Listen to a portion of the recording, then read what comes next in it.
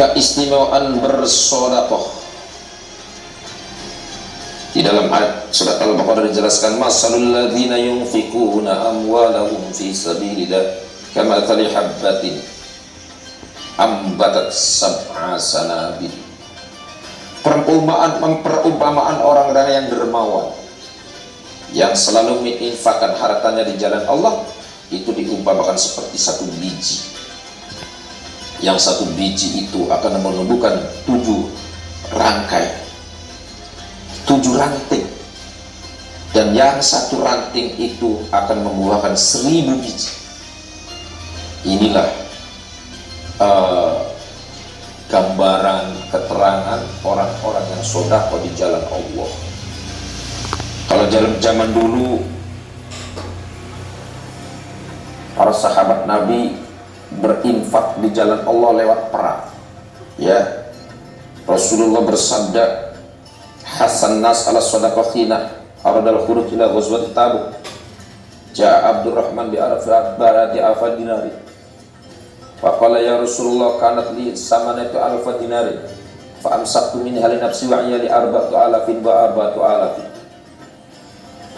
Abdullah bin Umar ketika Rasulullah bersabda, para sahabat Nabi sekarang mau perang Tabuk, siapa yang mau infak di jalan Allah maka 1 akan dibalas oleh Allah 100. Wah, luar biasa itu ya. Sehingga para sahabat datang membawa dirham. Ya Rasul, saya akan Abdurrahman bin Auf membawa 4000 dirham. Faqala ya Rasulullah kanat li samanati alfi dirham. Saya punya 8000 dirham ya Rasul. Yang 4 dirham saya tahan untuk keluarga saya, yang 4 dirham saya berikan kepada pejuang di jalan Allah di perang Tabuk. Nah, inilah luar biasa ya. Kalau zaman dulu perang, nah sekarang beda, perang sudah tidak ada, nggak boleh.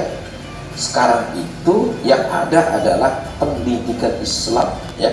Kalau pondok pesantren itu gratis, pendidikan agamanya mantap ya, pendidikan Al-Qur'annya mantap, kitab bunyinya mantap, ini perlu dibantu. Pesantren-pesantren yang perlu dibantu, yang mengajarkan kitab kuning, Al-Quran, dan santrinya juga biayanya tidak mahal, ini perlu dibantu. Kenapa? Nah, pesantren inilah yang disebut jihad di jalan Allah. Pesantren yang mengembangkan Islam, nasrul ilmi wa din. Pesantren-pesantren yang mengembangkan daripada syariat Islam dan ilmu-ilmu Islam, atau yang disebut hifdzuddin, menjaga agama gitu ya. Oleh karena itu Allah berfirman langsung, ambatat sab'a sanabil, barang siapa yang menyumbang untuk jalan Allah dan saat ini adalah pondok pesantren, maka 1 akan dibalas oleh Allah 100. Bahkan wallahu yudha'ifu liman yasha, dan Allah akan melipat gandakan pada orang yang dikehendakinya. Wallahu wasi'un alim, dan Allah Maha mengetahui, dan Allah Maha bijaksana. Allah wasi'un alim, mengetahui orang-orang yang hatinya ikhlas, orang-orang yang betul-betul hatinya apa istilahnya hanya untuk kepada Allah saja ya, hanya untuk daripada perjuangan Islam. Oleh karena itu ya, orang-orang kaya tidak boleh medit. Kenapa? Karena harta itu ada 4 ya, ada 4 nih harta. 1, harta yang hancur, yang gak akan kembali kepada kita. Apa itu? Harta yang dimakan oleh kita. Kalau kita makan royal, makannya enak, mana larinya itu harta? Ke WC. Kemudian yang kedua, harta yang dipakai oleh kita. Pada baju mahal, mobil mahal, akhirnya akan apa? Rusak. Mobil harga 1 miliar itu 4 tahun sudah rusak, hilang itu uang ya. Kemudian yang ketiga, harta yang disimpan. Harta yang disimpan di ATM di bank itu belum tentu dinikmati oleh kita, tetapi dinikmati oleh ahli waris. Begitu mati, maka si orang kayanya ini kan meninggal di bank miliaran. Siapa yang menikmati? Orang lain.